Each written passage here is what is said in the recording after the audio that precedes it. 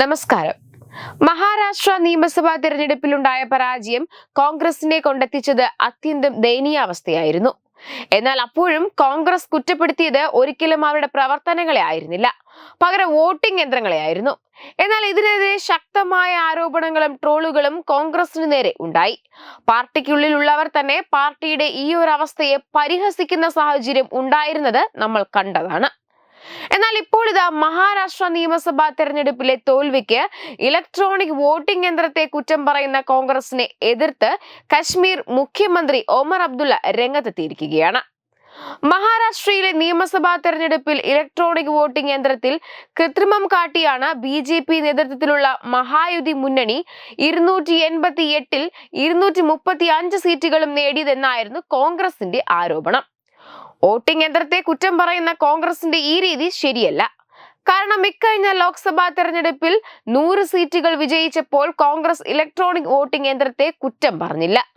India മുന്നണിയുടെ സഖ്യകക്ഷി കൂടിയായ national കോൺഫറൻസിന്റെ നേതാവും കശ്മീർ മുഖ്യമന്ത്രിയുമായ ഒമർ അബ്ദുള്ള പറഞ്ഞു, തോൽക്കുമ്പോൾ മാത്രം വോട്ടിംഗ് യന്ത്രത്തെ കുറ്റം പറയുന്ന കോൺഗ്രസിന്റെ രീതി ശരിയല്ലെന്നും ഒമർ അബ്ദുള്ള കൂട്ടിച്ചേർത്തു.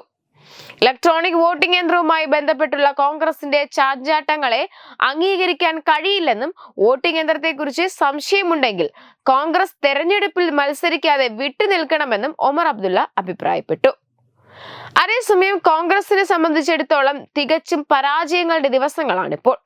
ഓരോ ദിവസവും പല പല ആരോപണങ്ങളിലും വിമർശങ്ങളിലും പെട്ട് പാർട്ടിയുടെ അവസ്ഥ വളരെ ദയനീയമാണെന്നാണ് വിലയിരുത്തപ്പെടലുകൾ.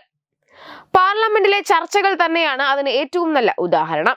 കൂടാതെ കോൺഗ്രസിനെ വിമർശിച്ചുകൊണ്ട് പ്രതിരോധ മന്ത്രി രാജ്നാഥ് സിംഗ് രംഗത്തെത്തിയതും ഇപ്പോൾ ചർച്ചയാകുന്നുണ്ട്.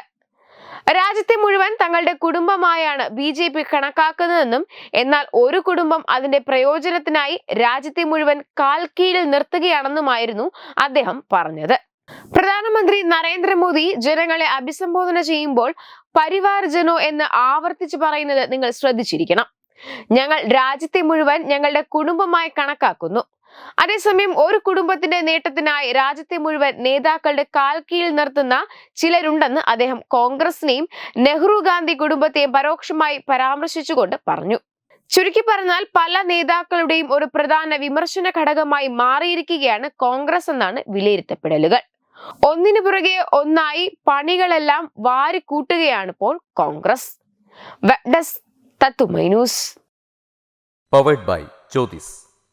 Realizing your dream home.